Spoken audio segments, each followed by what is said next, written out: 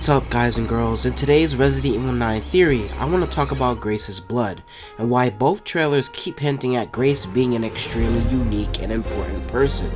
On this channel, I love making theories because I find them fun, whether they are true or not, and this theory I love because if it is true, it explains why Grace is a unique character, the zombie appearances, Alyssa's investigation, and why she is in a hotel with Grace, the motivation of this group, and so much more.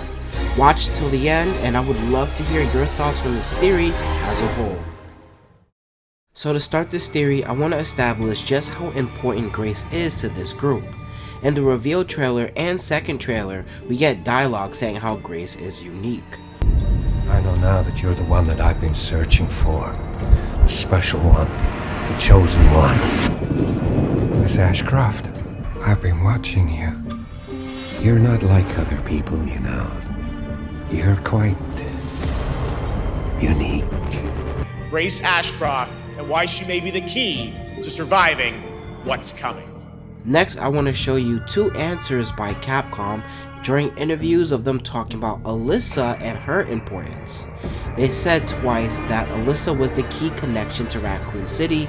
They also brought up because she was an investigative reporter is why they chose her. So Grace and her mother Alyssa are both at the heart of this story. With that in mind, what's my theory? My theory is that Grace's blood is the key to this group's survival. In Resident Evil Outbreak, Alyssa's debut game, they took an antibody called Daylight, which cures the T-virus infection. Although it was mass-produced at the end of that game, the original version of Daylight was created using the blood of a tyrant that was exclusive to Resident Evil Outbreak. Although Daylight was mass-produced, the original version of Daylight only exists within the blood of the original Outbreak, including Alyssa. I think Grace inherited a second generation of Daylight, making her a unique character. Remember the opening of the demo? Grace was being held captive by this group as they were extracting her blood. It seems this group really wants her blood and it's their main objective. If Grace truly has another version of Daylight, what could it be? And I think that this mutated version of Daylight could be more than just a cure for the T-virus. Perhaps this more powerful version that mutated inside of Grace when she was born could be a cure for a wide variety of things. If Grace truly has a mutated version of Daylight, then what could this group possibly use it for? And to answer that, we need to take a slight detour and talk about the two bioweapon creatures we've seen so far. First off, there is the creatures of the night. For the purposes of this video and videos moving forward, I will label them vampires. This includes the monster that was chasing around Grace, the person in darkness who was sitting down on a couch, as well as the hooded man we saw in the very first trailer. These are creatures that seem to operate only in darkness, and with the person sitting on the couch, these look like night vision goggles on his head. And then there are the zombies. There's the police officer or security guard who got transformed into a zombie. There's the zombie bashing its face into a mirror in the bathroom. And this zombie that's walking around in this white dress. Now I believe that these are two different zombie strains or mutations of one another because the zombies can be seen in well-lit areas. If you look at this zombie in the bathroom, you can see that there are two light bulbs above its head.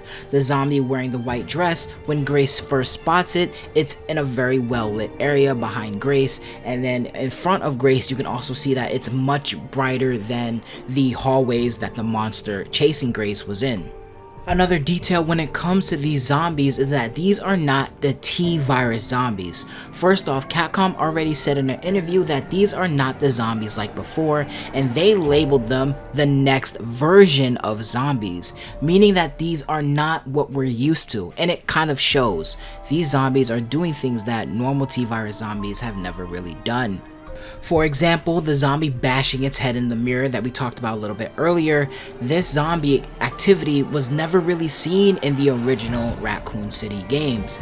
In fact, even this zombie walking here, this zombie is walking in a very fluid, very more exaggerated animated motion, which again, zombies don't usually do it like this anyways.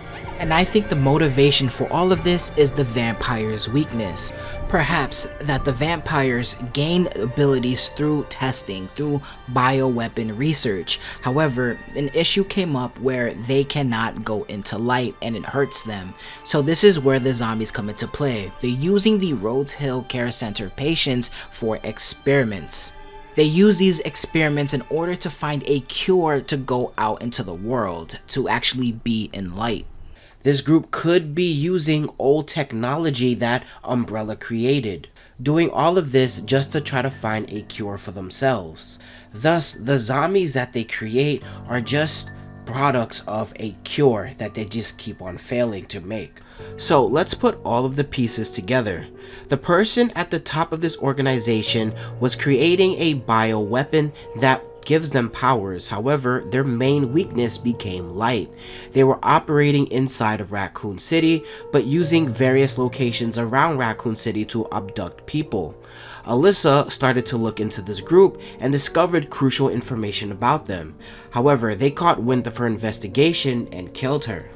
Before she died, she hid her information behind the painting within the hotel. However, this group was having a lot of difficulties creating a cure and were stuck. They were just creating a lot of zombies, but these zombies could go outside, but it's clear that they were missing a piece.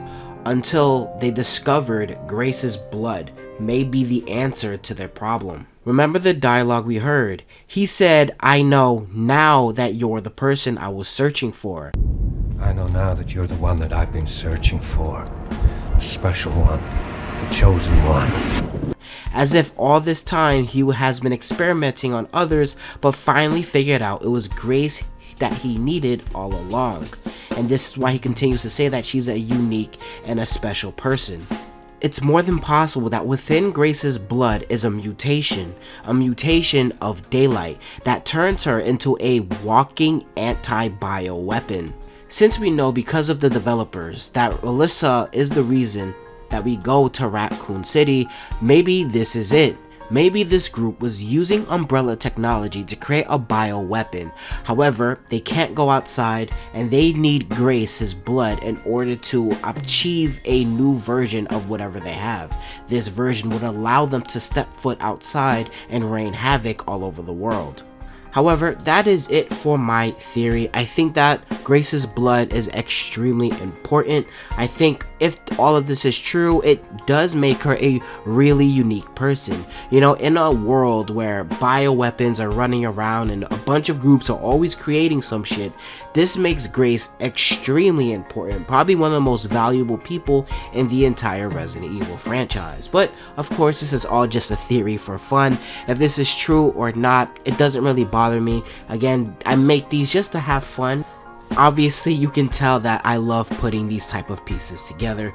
But that is it for me. Let me know your thoughts. Let me know what you think about this theory. Is Grace's blood the key? Is she going to be this super important person like the trailers are kind of making her out to be? I would love to hear your thoughts in the comments.